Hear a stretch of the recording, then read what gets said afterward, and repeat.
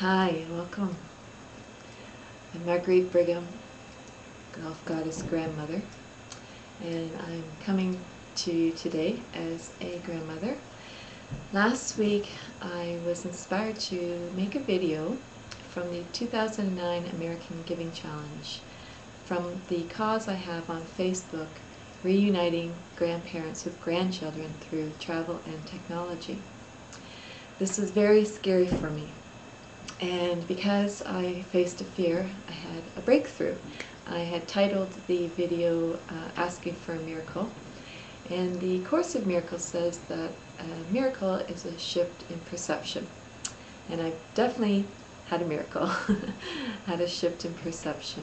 And I'd like to share a little bit of that with you, and it comes through a story. So I know that I am a storyteller.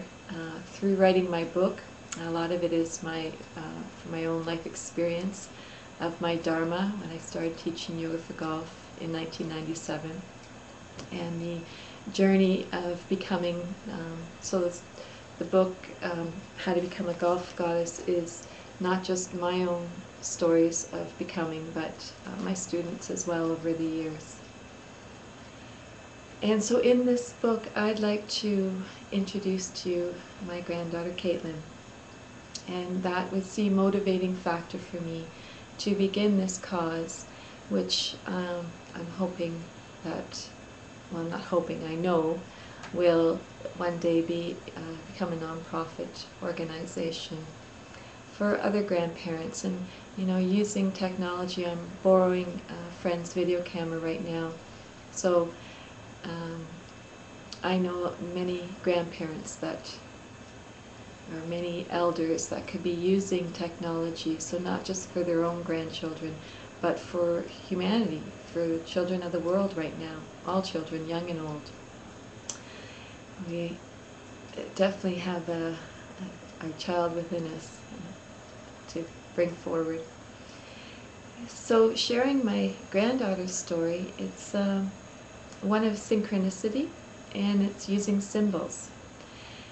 So it's 9 days till her first birthday today, and in my book I have 9 goddesses, 9 chapters, but it's placed under front 9 and back 9 as on a golf course. So under the back 9, and it's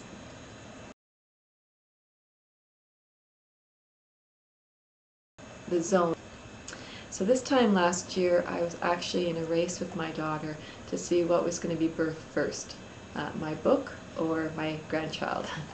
And my granddaughter, Caitlin, came 9 days earlier.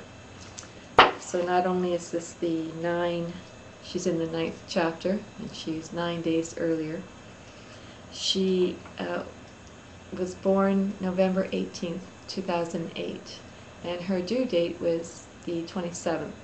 So using these spiritual numbers of spiritual science of numerology, the 18th and the 27th both add up to the number 9.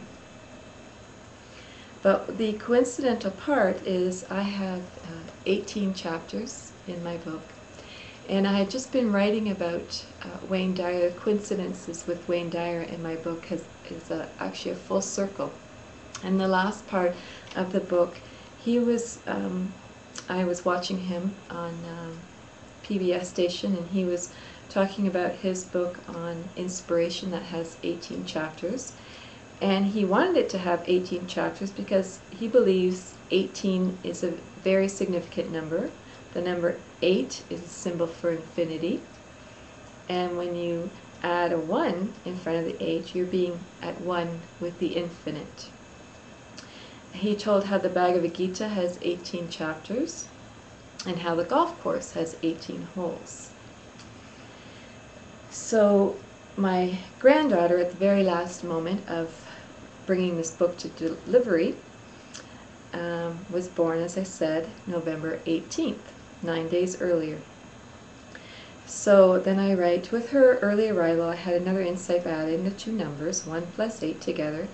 Like the spiritual science of numerology does, it equals 9. One aspect of the number 9 represents completion. The circle comes back to completion, just like on the golf courses. I feel the year 2009 will be a year of many completions. Already I'm seeing pieces of the puzzle come to completion and my life's journey making sense where it never has before. And is this true for you? Do you notice 2009? Many pieces of the puzzle of your life are starting to make sense now? I've mentioned earlier in the book that the children are already coming onto this planet awake and aware of their life's mission. Before I share a future vision for golf and goddesses and humanity, I need to share a story of my granddaughter and how she was connected to the web before even arriving. And so the web is the indigo children. So we have the outer version of the internet using computers, and we're connected to the web. Well, they have it internally. They can dialogue with each other from the inside. So although she came to me in dreams in a future vision, I also felt love from her the week before she came, because I've become even more highly sensitive. This is not so for my daughter, who did receive a message from her unborn child back in September. She went to Sears to register for her baby shower and was waiting in line. A mother and her daughter, about 4 years of age, were in front of her, and when they were leaving, the little girl turned to my daughter and said, "Kate says hi." The mother said, "Who's Kate?" And the daughter replied, "It doesn't matter." And they walked away, leaving my daughter, as she explained it, creeped out. If my daughter was awake or aware and trusting, she would have registered for a baby girl. However, I'm confident between me, her mother, and now her daughter, she will become much more awake. After meeting my granddaughter, I see she's already goddess, like all women